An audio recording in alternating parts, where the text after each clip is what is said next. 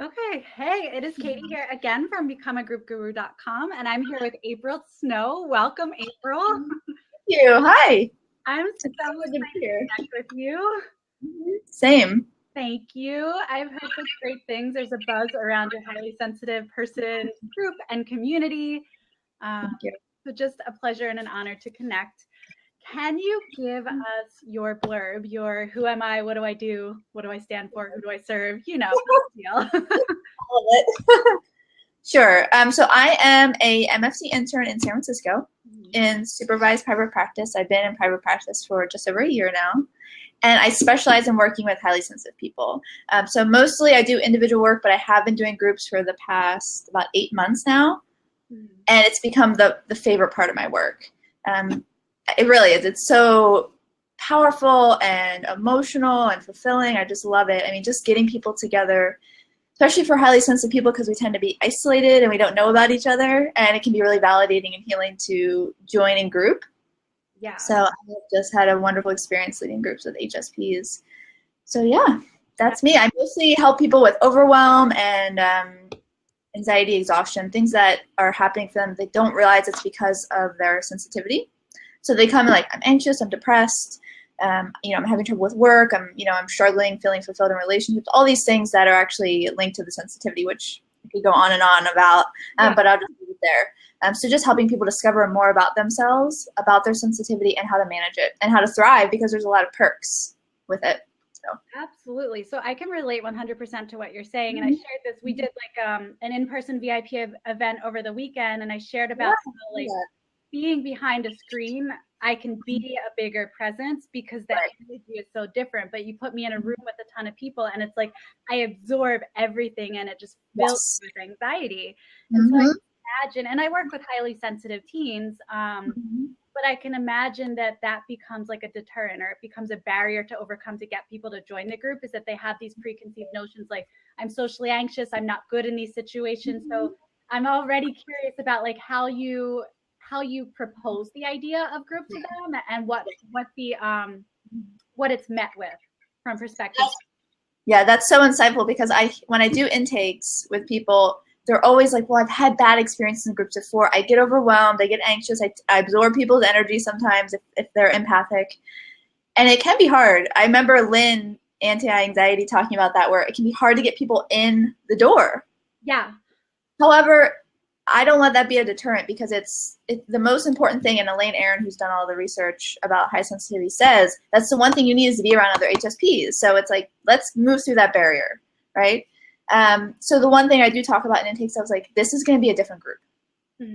These people are more, you're going to vibe with these people. People are, we have the same temperament. We move at more of a slower pace. We need time to reflect. We're more conscientious, and we're really picking up on cues, so we're really reading each other. Yeah. And also, the favorite thing about, I'm in my office now, the favorite thing about being in this office is we get to do things a little differently, right? We get to practice new ways of being and try on new ways of communicating and just being ourselves. So that's the one thing I like to offer my group, is just slowing down. I love that, slowing down. Also, I can so relate to the idea of like referencing something. You're in your office. Like when I talk about someone in group, I'm like, this person, because they're like in the seat. So Yes.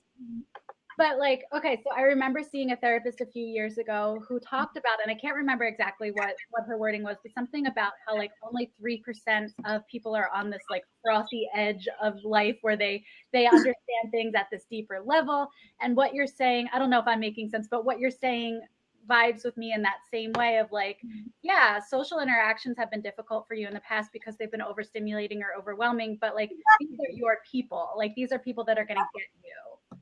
Exactly. And I see a lot of clients that come in and think that they have social anxiety. And yes, maybe they do somewhat, but a lot of the times it's the overstimulation. It's taking in too much, because HSPs, our brains and our nervous systems are wired to pick up subtleties, right? So this was an evolutionary tool for us. We helped notice the little rustle in the grass in the safari, which was great then, but now it's, in this modern world, it's completely debilitating us sometimes, right? Because we're so much to take in. So if you're in a social environment with a lot of people, there's a lot of noise, there's a lot of imagery to take in, there's a lot of social cues that you're reading, and your system can just collapse, So you're thinking, I'm socially anxious. I cannot socialize. I'm not a people person. Really, that's not true.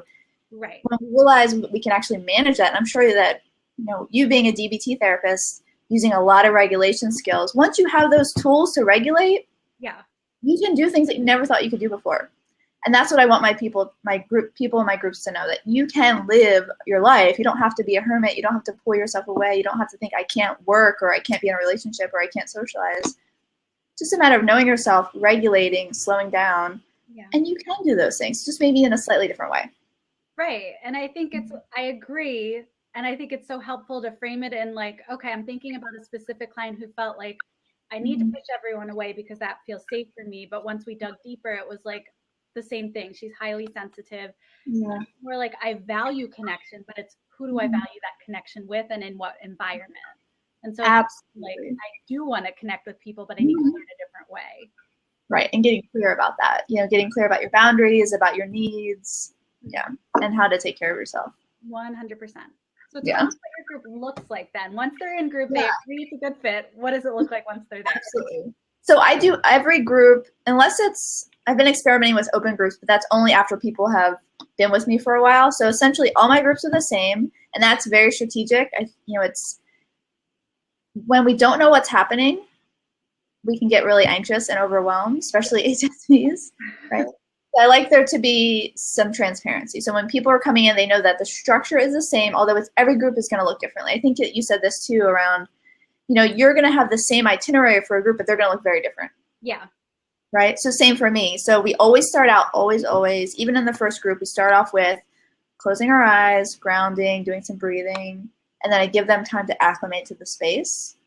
Like, take in the sights. What does the room look like? Who's in the room with you? So we always start that kind of slow. And then I also like to do a self-compassion practice. Sometimes I just move right into that. Other times we'll do a little intro, a check-in, and then we do our self-compassion practice just to see, depending on where people are. Right. So always dropping in, landing with a little bit of breathing, just really simple. Check-in, what brings you to the group, if it's the first group, or, what did you think about, what did you take away with you from the last group that you're still wanting to talk about, or what's with you now? Essentially, what's alive with you right now? Like, what's the most important thing? I like how just to see, like, where are we going today? Because sometimes you might have an agenda, but if there's something that's really pressing for folks, I want to go there. So I'm open to that. So let's say check-in, and then we have the meat of our group. So I usually do a little bit of psychoeducation around the trait itself, around regulation skills, or we might be talking about a specific topic like boundaries or reducing overwhelm or childhood experiences. We cover a range of topics. A whole range. Whole range. Because you're basically filtering your whole life experience through the sensitivity lens. Yeah. You can kind of normalize and validate all these past experiences, so it can be a lot. Sure. Yeah. So then once we have that bulk of that, then of course there's room for discussion. I do worksheets sometimes for specific topics. Like I have an overwhelm worksheet, a boundaries worksheet. When we talk about the trait itself, I have a worksheet just to kind of deepen that exploration. And then we always have journaling time. Oh, I love that. I love journaling. Always have journaling time because 70% of HSPs are introverts. So not all, although it's assumed that we all are introverts, but only 70%. And even the extroverts need time to reflect because our brains are wired so we're inhibited. Our brains are wired to inhibit action. So no matter what you're doing, your brain is trying to tell you to pause and reflect before you do anything. Right. So I like to build that in, like, okay, we're going to pause and reflect before we speak and share. So we journal, and then we talk about, what are we taking away from the group as kind of a checkout. And then I like to weave in little pockets of quiet time, just like close your eyes for 60 seconds and take a moment to decompress. I'm learning from you just in listening, like how to integrate small moments of mindfulness into any group. Like it's okay to pause midway through and just close your eyes and breathe for a second. Yeah. I do that for myself, just between clients, and it's been a game changer for me, just having a little bit of like a pressure release, I like to think of it. Like you're taking a little bit of like a pressure cooker, you just take a little bit of pressure off throughout the day. And then by the end, you don't feel so overwhelmed or overstimulated, because that's the HSP's Achilles heel is overstimulation. Once that happens, things start to spiral. Right.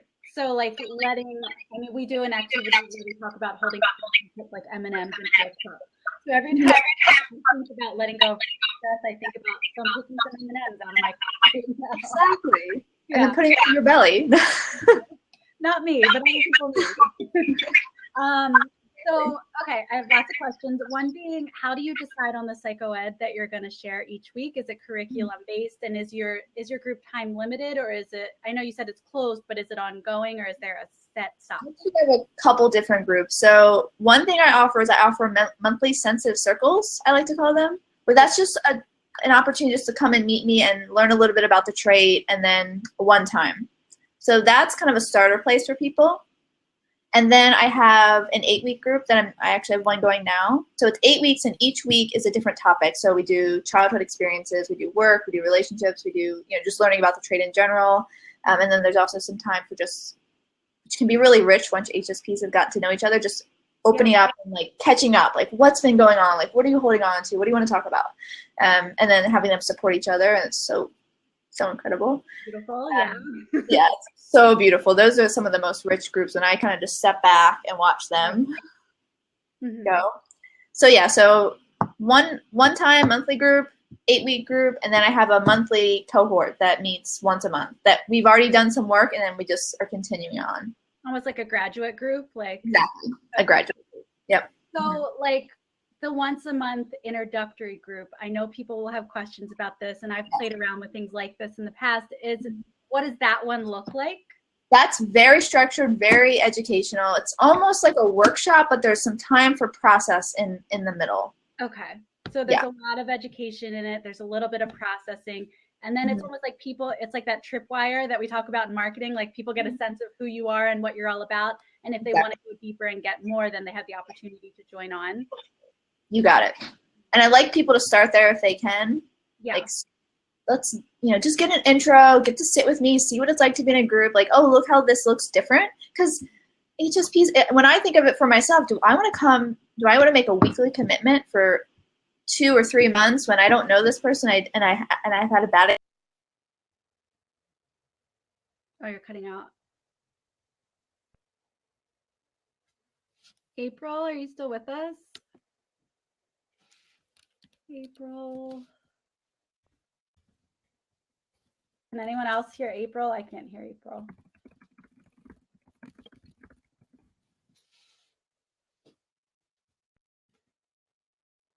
Let's see. She's on the screen. I'm going to refresh and see what happens.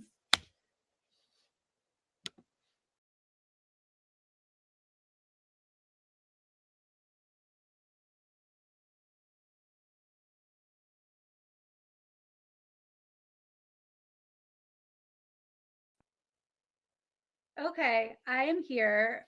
I don't know where April is. I'm going to re-invite her though. Okay, can you guys hear me? If I re-invite April onto the screen. Yes. All right, April, I'm inviting you back. Technology is being as sensitive as we are. April, I re-invited you. Let's see what happens. So as we're waiting, please feel free to ask questions for me or for April. April, refresh your screen. Let's see how this goes. Oh, knocking things over. Loading now. All right.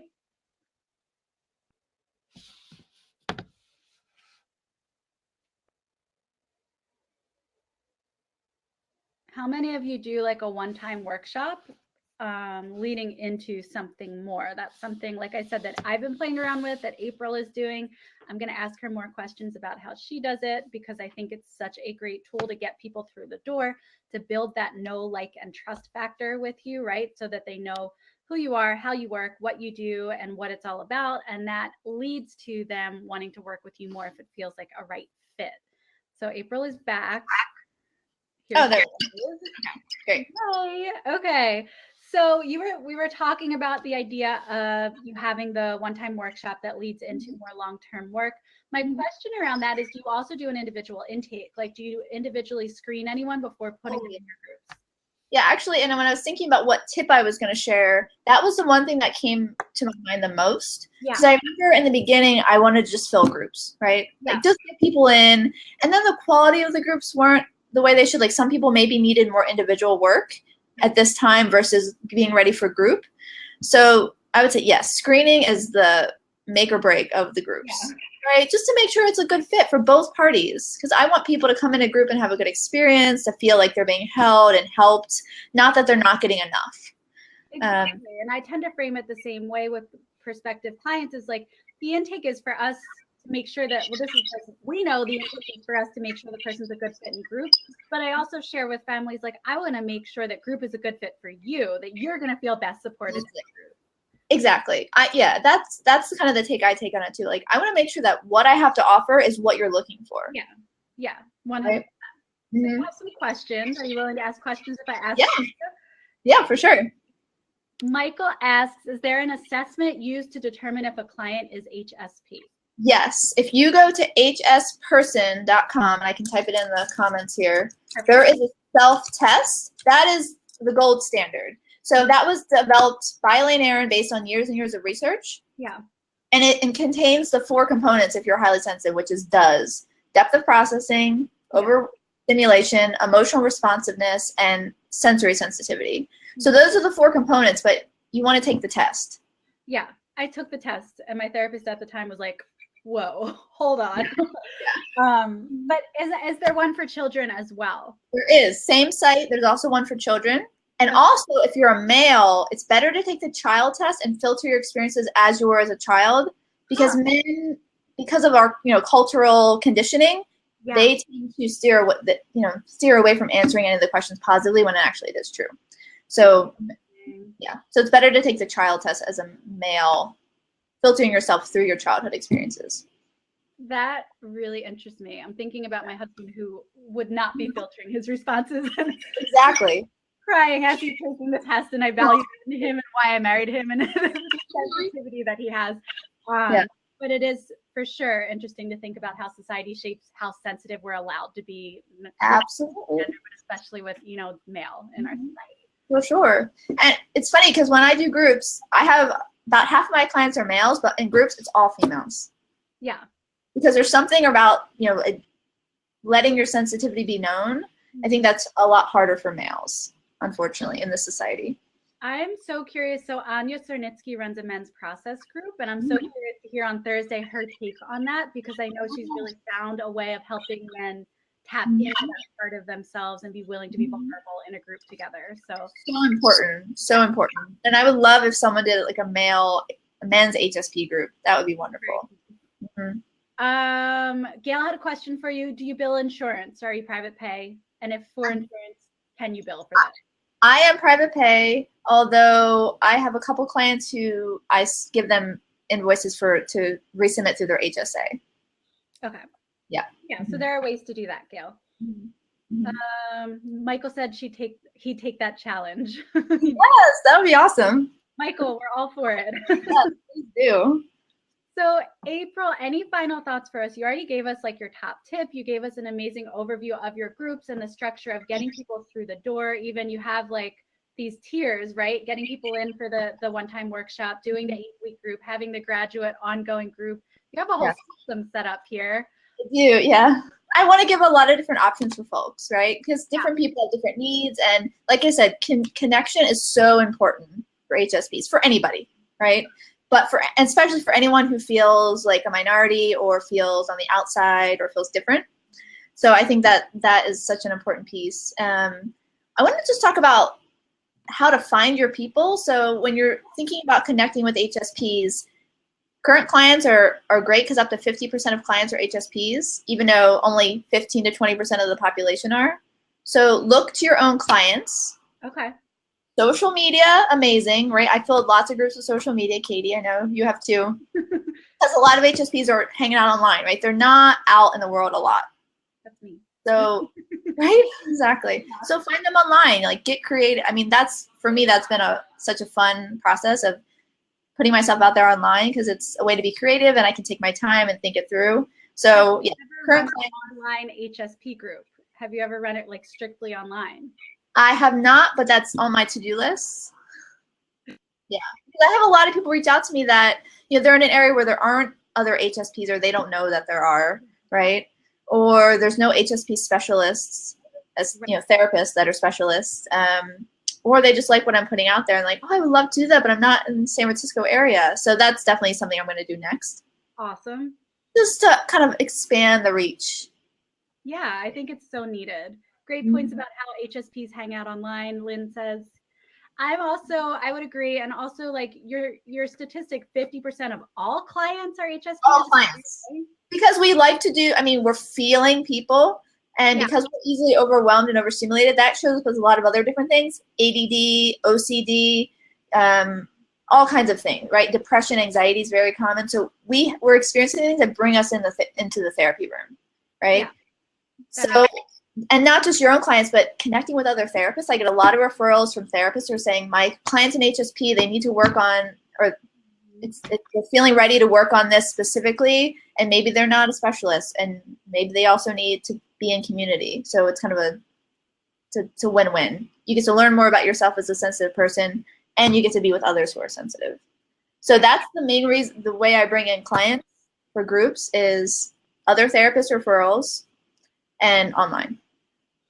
Love it. And I build lots of groups. So clients, individual clients, other therapists, online. What's your top online marketing tip? And then we'll wrap up for today. So how do you use the internet to market? Lately, I've been using, I mean, definitely Facebook, but a lot of Instagram as well. Yeah. Because it's visual, right? And you can put up, what I do is I like to pick really beautiful images, and I also like to just speak directly to my client. Like I get really lots of validation and like just speaking to their pain points. Like, you know, it's okay to put yourself first. It's okay to take it slow, you know. Right. I know you feel different. Just really just speaking to them. And I get so much feedback about my Facebook and Instagram. Like, thank you for putting that out there. That really, I've even gotten cards from family members. Like, thank you so much. That's awesome. So yeah, just it's such a beautiful platform to be able to speak to your clients before you even meet them. So, and the idea of speaking directly to your ideal client is so important. You're not speaking to the internet, you're speaking to your ideal client, and they're going to find you because you're speaking to them. Right. Yeah. Think of them. Like, I think we all we have our ideal client, and that probably is embodied in someone that we sit with already. Speak to that person directly. Yes, I say that too. Like, act like you're speaking to your ideal client right there in the room with you. Right. What do you want them to know? What do you want them to hear? And sometimes you can't always say it in the room because, you know, we have to, you know, I get really emotional about my clients, and you can't always like gush over them, but you can do that through, you know, your online marketing. Such a good tip, that the things you can't say directly to them, like, hey, you're awesome, and I wish you could see how awesome you are. You could say that on social media. Right. And if you connect with someone, it would land in a way that they'd be like, I needed to hear that today, and let me reach out now. Exactly. Right. Mm-hmm. Well, thank you so much for sitting with us today and for taking some time to share about your group. I know I want to connect on this again because you're doing such amazing. And when I see your online HSP group up and running, I'll be like on the rooftops for you, because I know how important it is to have that safe place to share, and that, you know, we don't all have it, and that you being able to facilitate more people connecting in this way is super important work. Mm-hmm. So it is important. Thank you so much, Katie. I really appreciate it. I appreciate it. And another outlet to gush about clients sounds way more fun than marketing.